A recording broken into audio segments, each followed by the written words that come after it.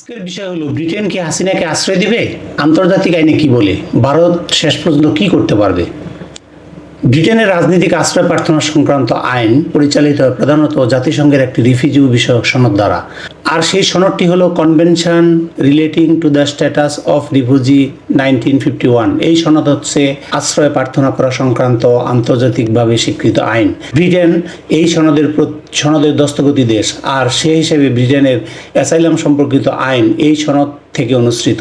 আন্তর্জাতিক এই সনদের সাথে সামঞ্জস্য রেখে ব্রিটেন আভ্যন্তরীণভাবে কিছু আইন তৈরি করেছে। তাছাড়া উচ্চ আদালতের বিভিন্ন মামলার দেওয়া রায় থেকেও এই আইন ডেভেলপ করেছে। এগুলো হলো ব্রিটেনের আশ্রয় প্রার্থনা সংক্রান্ত আইনের মূল ভিত্তি। মোট 5টি কারণে কোনো ব্যক্তি তার নিজ দেশে নিরাপদ বোধ না করলে দেশ থেকে বের হয়ে অন্য নিরাপদ দেশে আশ্রয় প্রার্থনা করতে পারেন। এই 5টি কারণের মধ্যে একটি হলো seeking asylum based on political opinion, অর্থাৎ রাজনৈতিক মতামতের ভিত্তিতে আশ্রয় চাওয়া, বা সহজ কথায় রাজনৈতিক আশ্রয় প্রার্থনা করা। বাংলাদেশে সফল গণ অভ্যুত্থানের পর ক্ষমতা ছেড়ে দেশ থেকে পালিয়ে শেখ হাসিনা ভারতে আশ্রয় নিয়েছেন। তবে তার চূড়ান্ত গন্তব্য কোথায় হবে সেটি এখনো পরিষ্কার নয়। ভারতের পররাষ্ট্রমন্ত্রী এস জয়শঙ্কর পরিষ্কারভাবে জানিয়ে দিয়েছেন যে শেখ হাসিনার জন্য ভারত শেষ গন্তব্য নয়। তাহলে কোথায় যাবেন শেখ হাসিনা? অনেকেই জল্পনা কল্পনা করছেন যে তিনি হয়তো ব্রিটেনে এসে রাজনৈতিক আশ্রয় প্রার্থনা করবেন। এই জল্পনা কল্পনার কারণ হলো শেখ হাসিনার ছোট বোন ও বোনের মেয়ে ব্রিটেনে থাকেন। আসলে কি শেষ পর্যন্ত ব্রিটেনে শেখ হাসিনা রাজনৈতিক আশ্রয় প্রার্থনা করতে পারবেন? করলে কি পাবেন? অনেকেই সেই কথা বলে থাকেন। শেখ হাসিনা হয়তো অ্যাসাইলাম ভিসা নিয়ে ব্রিটেনে আসতে পারেন। অ্যাসাইলাম ভিসা নিয়ে ব্রিটেনে আসার কোনো নিয়ম বা আইন নেই, অথবা অ্যাসাইলাম ক্লেম করার জন্য আগাম জানিয়ে কোনো বিষয়ে আসারও আইন নেই। জাতিসংঘ সনদ ও ব্রিটেনের আভ্যন্তরীণ আইন অনুযায়ী আশ্রয় প্রার্থী তার নিজ দেশ থেকে সরাসরি ব্রিটেনে এসে পোর্ট অথবা এয়ারপোর্টে তাৎক্ষণিকভাবে অথবা ব্রিটেনে ঢুকে প্রথম সুযোগেই রাজনৈতিক আশ্রয় প্রার্থনা করতে হয়। শেখ হাসিনা ক্ষমতা ত্যাগ করে ভারতে পলায়ন করেছেন। ভারত তার একটি নিরাপদ দেশ। সেখান থেকে ব্রিটেনে এসে রাজনৈতিক আশ্রয় প্রার্থনার কোনো সুযোগ নেই। আন্তর্জাতিক সনদ ও ব্রিটেনের আভ্যন্তরীণ আইন ও পারিপার্শ্বিক অবস্থা বিবেচনা করে বলা যায় 4টি কারণে শেখ হাসিনা ব্রিটেনের রাজনৈতিক আশ্রয় পাবেন না, বা আবেদন করলেও তা নামঞ্জুর হওয়ার সম্ভাবনা রয়েছে। চলুন কারণগুলি দেখি। প্রথমত, জাতিসংঘ রিফিউজি সনদ ও ব্রিটেনের আইন অনুযায়ী কোনো আশ্রয় প্রার্থী তার নিজ দেশ থেকে বের হয়ে যে নিরাপদ দেশে যাবেন সেখানেই তাকে আশ্রয় থাকতে হবে। এটাকে বলে সেফ থার্ড কান্ট্রি, অর্থাৎ নিরাপদ তৃতীয় দেশ। এই নিরাপদ তৃতীয় দেশ হয়ে বা ওই দেশ থেকে এসে ব্রিটেনের রাজনৈতিক আশ্রয় প্রার্থনা করলে তা নাকচ করে ওই নিরাপদ তৃতীয় দেশে পাঠিয়ে দেওয়ার ব্যবস্থা করা হয়। শেখ হাসিনার জন্য সেফ থার্ড কান্ট্রি হচ্ছে ভারত, এবং তিনি সে দেশেই গিয়েই উঠেছেন বা আশ্রয় নিয়েছেন। সুতরাং আন্তর্জাতিক আইন অনুযায়ী তার ভারতেই রাজনৈতিক আশ্রয় প্রার্থনা করা উচিত। ভারতের রাজনৈতিক আশ্রয় প্রার্থনা না করে ব্রিটেনে এসে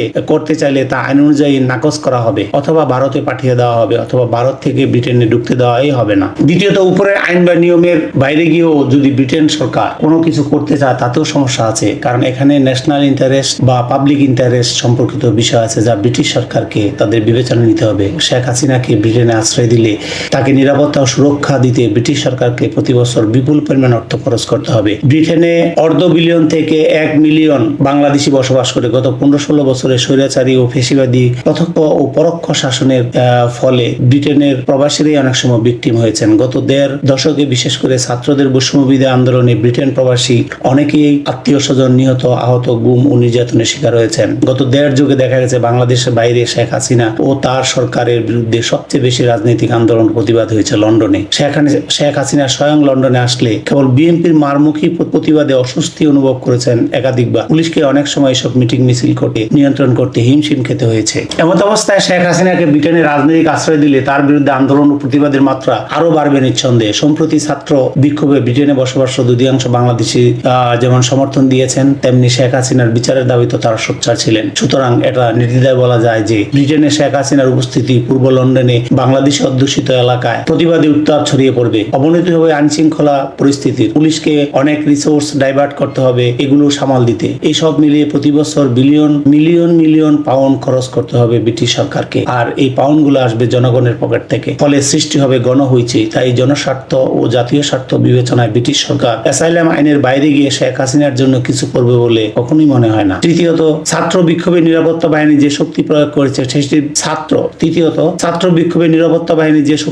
করেছে সেটির বিরুদ্ধেও সোচ্চার ছিল পশ্চিমা বিশ্ব। বিভিন্ন আন্তর্জাতিক মানবাধিকার সংগঠন ও জাতিসংঘ মানবাধিকার কাউন্সিল শেখ হাসিনার বিরুদ্ধে মারাত্মক গণহত্যা ও মানবতা বিরোধী অপরাধের অভিযোগ তুলেছে। বিশেষ করে জাতিসংঘ শিশু হত্যার নাম তালিকা বিবরণ সহ গভীর উদ্বেগ প্রকাশ করেছে। ইতিমধ্যে আইসিসি ইন্টারন্যাশনাল ক্রিমিনাল কোর্ট আন্তর্জাতিক অপরাধ আদালতে গণহত্যার অভিযোগ দিয়েছে। আন্তর্জাতিক অপরাধ আদালতে যদি বাংলাদেশ সাম্প্রতিক বিষয়গুলো তদন্ত করে এবং কোনো বিচার প্রক্রিয়া শুরু হয়, সেটি এক ভিন্নতর পরিস্থিতি সৃষ্টি করবে। এমন ব্যক্তিকে ব্রিটেন আশ্রয় দিলে আন্তর্জাতিক মারাত্মক বিব্রতকর অবস্থায় পড়তে হবে। এছাড়া আন্তর্জাতিক গণমাধ্যম সদ্য প্রকাশিত খবরে দেখা যায় যে রূপপুর পারমাণবিক বিদ্যুৎ প্রকল্প থেকে $5 বিলিয়ন তথা 59,000 কোটি টাকা দুর্নীতির মাধ্যমে শেখ হাসিনা আত্মসাৎ করেছেন। এটি মারাত্মক ধরনের একটি অভিযোগ। কপালে চুক উঠা এমন বিশাল দুর্নীতির অভিযোগে অভিযুক্ত ব্যক্তিকে ব্রিটেনের রাজনৈতিক আশ্রয় দিয়ে ব্রিটিশ সরকার আভ্যন্তরীণ ও আন্তর্জাতিকভাবে মারাত্মক বিব্রতকর অবস্থায় পড়ার ঝুঁকি নেবে না বলে মনে হয় না। চতুর্থত, ইতিহাস ঘাটলে দেখা যায় যে শেখ হাসিনা অতীতে কদাচিৎ পশ্চিমাদের পছন্দের তালিকায় যেতে পেরেছেন, কিন্তু কখনো তাদের ঘনিষ্ঠ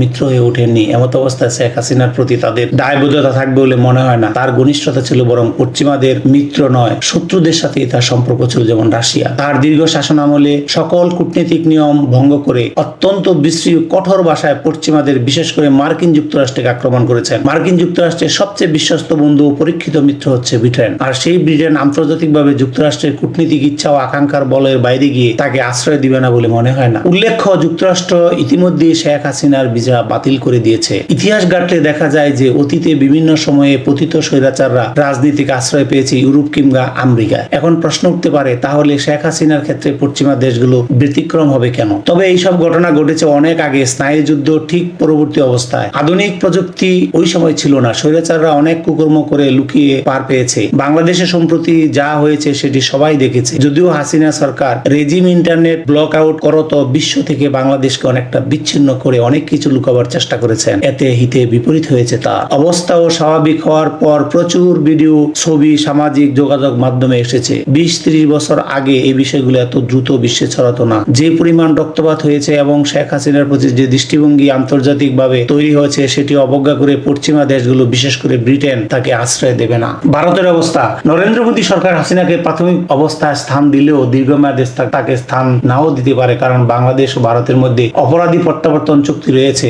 বাংলাদেশে হাসিনার বিরুদ্ধে যেসব হত্যা মামলা রুজু করা হয়েছে, এতে আদালত যদি গ্রেপ্তারি পরোয়ানা জারি করে, তবে ভারত মারাত্মক সমস্যায় পড়বে। অপরদিকে আন্তর্জাতিক অপরাধ ট্রাইব্যুনালে যে মামলার আবেদন করা হয়েছে অথবা আইসিসিতে মামলা করা হলে হাসিনাকে বের করা ছাড়া আর কোনো উপায় থাকবে না ভারতের। বিভিন্ন গণমাধ্যমে দেখা যায় যে হাসিনা বেলারুশ যেতে পারেন। মূলত শেখ হাসিনার মানবাধিকার লঙ্ঘন নিয়ে বিশ্বের যেসব দেশ মাথা ঘামায় না, অথবা যেসব দেশ তাদের নিজ দেশের বাইরে ব্যাপারে নিয়ে তেমন আগ্রহী নয়, সেসব দেশে হয়তো তাকে আশ্রয় দিতে পারে, করতে পারে সাদরে গ্রহণ। এসব কিছুর বিবেচনায় ভারত বা ভারতের বাইরে বেলারুশ, রাশিয়া, বুলগেরিয়া অথবা এই ধরনের দেশ হতে পারে তবে শেখ হাসিনার নিরাপদ ঠিকানা। শুধু দর্শক, আমার এই ভিডিওটি যদি আপনাদের ভালো লেগে থাকে তা আমার এই জি মাস্টার চ্যানেলটি সাবস্ক্রাইব করে দিবেন এবং বেল বাটনটি ক্লিক করে দিবেন। আর যারা ইতিমধ্যে আমার চ্যানেল সাবস্ক্রাইব করেছেন তাদেরকে অসংখ্য ধন্যবাদ। আজকে এই পর্যন্তই। আসসালামু আলাইকুম।